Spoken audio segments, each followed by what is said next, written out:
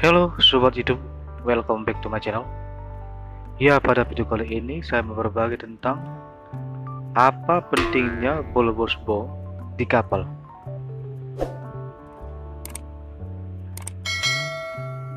Suatu hal yang sering menarik perhatian kebanyakan orang tentang bagian kapal adalah proyeksi seperti bola lampu di ujung depan kapal, seringkali terletak di bawah garis air.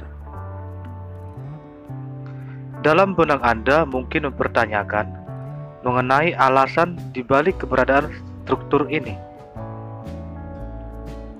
Nah, karena pada umumnya menyerupai bentuk bola lampu dan selalu diletakkan di haluan kapal, maka dikenal dengan nama bulbous bow.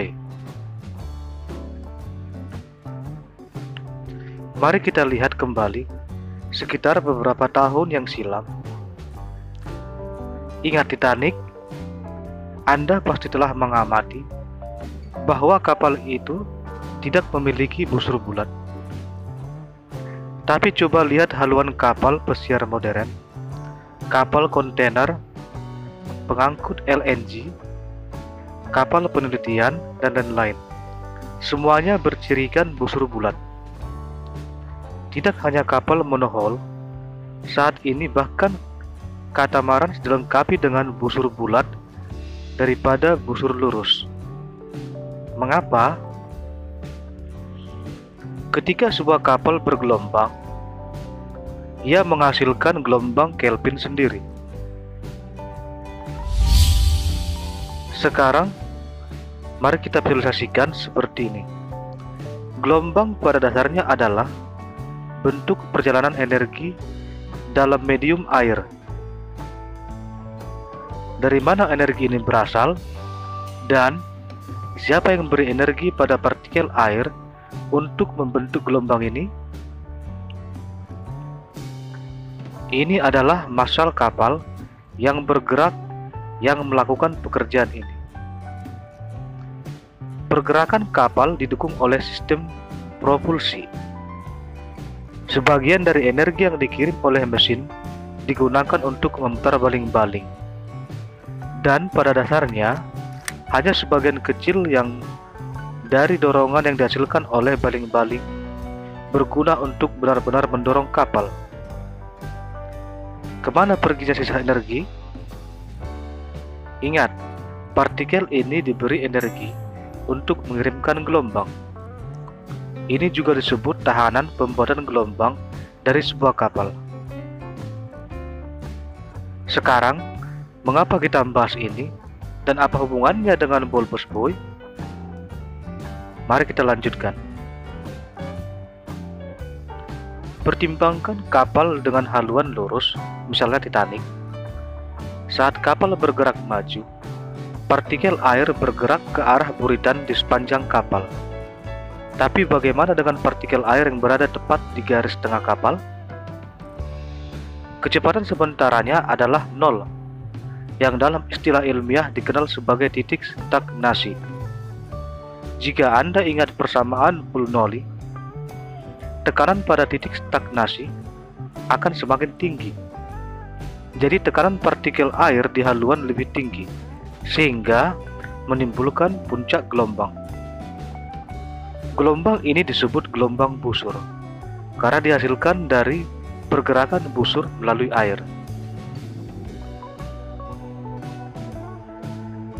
Jadi dengan busur lurus selalu ada gelombang yang berbentuk secara kontinu dengan puncaknya pada haluan. Dengan demikian, terbukti bahwa kita menyia-nyiakan sebagian tenaga mesin untuk menghasilkan gelombang ini. Bagaimana jika efek pembuatan gelombang ini dapat dikurangi? Tentu bagus. Lalu bagaimana caranya? Jika kita mengenal diskontinuitas lain, yaitu seperti struktur di kapal di bawah garis air yang mengganggu aliran laminar, dianggap sebagai diskontinuitas. Di bawah garis air pada haluan, di depan batang kapal, diskontinuitas itu sendiri akan menimbulkan gelombang lain pada titik utamanya. Karena batangnya masih di permukaan air, maka akan menghasilkan gelombang busur yang normal. Bagaimana jika kita dapat merancang bentuk dan posisi diskonitas sedemikian rupa sehingga gelombang haluan dan gelombang tercipta dari diskonitas tersebut menghasilkan interferensi yang merusak? Nah, itulah prinsip dibalik desain busur bulat. Hasil interferensi struktik dalam pembuatan gelombang berkurang dari kapal, dan selanjutnya mengurangi gelombang yang menimbulkan tarikan dari bentuk lambung. Pada tahap awal pengembangan bohlam, misi utama desainnya adalah untuk mengurangi tarikan gelombang. Kita bisa mempelajari aspek yang lebih menarik seperti yang dibahas di bawah ini. Pembuatan gelombang adalah karakteristik signifikan dari bentuk lambung yang lebih halus. Itulah sebabnya Anda melihat gelombang Kelvin yang menonjol di kapal pesiar, liner, yacht, dan kapal penjelajah angkatan laut. Jika Anda melihat kapal curah atau kapal tanker minyak, bentuk lambung lebih penuh, terbukti bahwa bentuk lambung ini tidak menunjukkan pola gelombang Kelvin yang menonjol. Mengapa? Karena lebar garis daripada batang itu sendiri sangat besar, atau dengan kata lain, diskontinuitas aliran lebih tinggi, sehingga tekanan naik ke tingkat sedemikian rupa menjadikan tinggi gelombang busur melebihi ambang batas di mana gelombang menahan sifat-sifatnya. Dalam hal ini, gelombang pecah tepat di haluan itu sendiri, bahkan sebelum gelombang itu bergerak sepanjang kapal. Jadi, apakah bentuk lambung yang lebih penuh lebih hemat energi dalam ini? Tidak. Apakah bentuk lambung yang lebih penuh memiliki tekanan gelombang tinggi? Tidak. Apakah bentuk gelombang kapal yang lebih penuh memiliki ketahanan pecah gelombang yang tinggi? Ya. Dengan mengaplikasikan ini, bulb atau bohlam juga diperkenalkan dalam bulkers dan tanker untuk mengurangi tahanan pemecah gelombang. Berbagai jenis bohlam menurut bentuk, posisi, dan orientasinya bisa Anda lihat pada video berikut.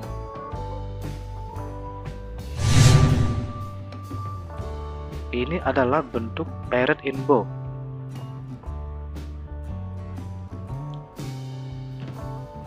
Ini adalah bentuk ram bow.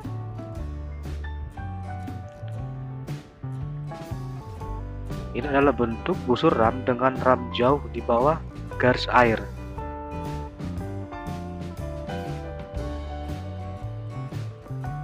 Ini adalah bentuk busur ram dekat dengan garis air.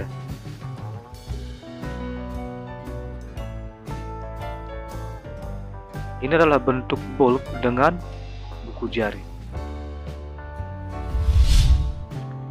Posisi bulb atau bohlam secara signifikan mempengaruhi perbedaan fasa antara gelombang busur dan gelombang bulb atau bohlam.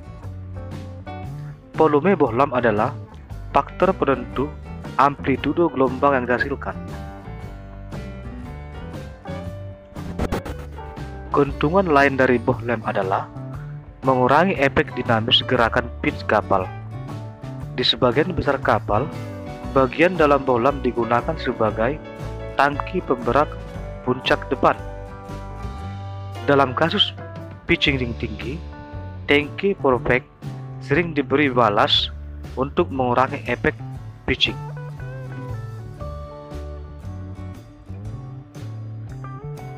Bagaimana? Nah, jangka waktu pitching berbanding lurus dengan jarak bobot longitudinal daripada LGG kapal. Ketika puncak depan diberi pemberat, itu meningkatkan berat pada jarak yang lebih jauh dari LGG kapal, yang dalam kebanyakan kasus ideal adalah di belakang bagian tengah. Dengan kata lain, radius speed dari gyration meningkat sehingga meningkatkan periode pitch kapal. Peningkatan periode pitch menghasilkan efek gerakan pitch yang kurang dinamis. Dalam kasus navigasi es, Phillips atau bohlam memungkinkan pecahan es meluncur sepanjang lambung dengan sisi basahnya terhadap lambung. Sisi es yang basah memiliki koefisien gesekan yang lebih sedikit, mengurangi hambatan keseluruhan pada kapal. Bulbous buoy juga menguntungkan dalam housing boat trouser. Seperti yang terlihat pada kapal modern dengan unit bow trouser. Pada kapal angkatan laut yang menggunakan akustik bawah air frekuensi tinggi seperti sonar, busur bulat bertindak sebagai rumah pelindung. Selain efek positif dari pengurangan gaya hambat, setelah prosedur pengujian model berulang dari berbagai bentuk lambung dan bentuk bohlam, ditemukan bahwa bohlam tidak efisien di semua kecepatan servis. Pada angka prudent yang sangat rendah, bulbous buoy terbukti meningkatkan tarikan. Yang herannya, kenapa bohlam hanya efektif jika membuat gelombangnya sendiri bersama dengan gelombang busur. Tetapi pada angka prudent yang sangat rendah, pembuatan gelombang hampir tidak terjadi. Tetapi bohlam masih berada di bawah permukaan air, meningkatkan total luas permukaan yang dibasahi kapal, sehingga berkontribusi untuk meningkatkan ketahanan gesekan kulitnya.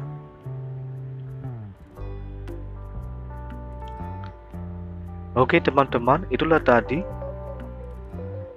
video tentang apa pentingnya bulbous buoy di kapal. Nah, apakah Anda tahu lebih banyak tentang pentingnya haluan atau bulbous buoy di kapal? Jika ya, silakan tulis di komentar untuk menambah informasi dari kami. Oke teman-teman, silakan dukung terus channel ini dengan cara share sebanyak-banyaknya teman kita. Dan jika Anda menyukai video seperti ini, silakan tekan like. Dan jika belum berlangganan ke channel kami, tekan subscribe dan tekan tombol lonceng untuk notifikasi video terbaru dari kami. Terima kasih telah menonton dan salam kerja bakti.